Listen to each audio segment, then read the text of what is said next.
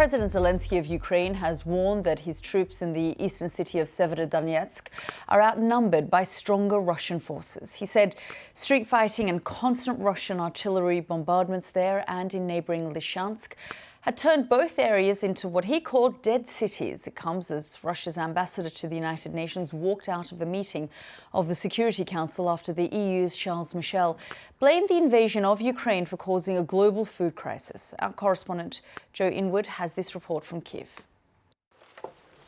Yelena has been left with her life, but little else.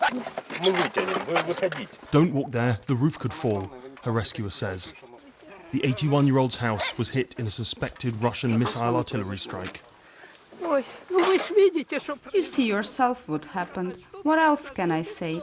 I have been left homeless in my old age. She lives in the village of Druzhkivka, just under 50 miles from the cities of Lysychansk and Severodonetsk, the current focus of Russia's forces. And this is what could await her town if the Russian invasion continues.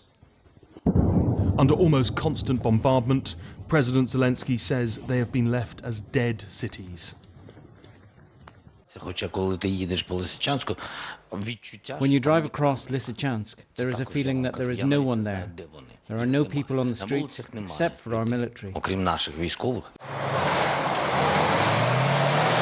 And this is what people have fled. Footage released by the Russians shows their artillery in action.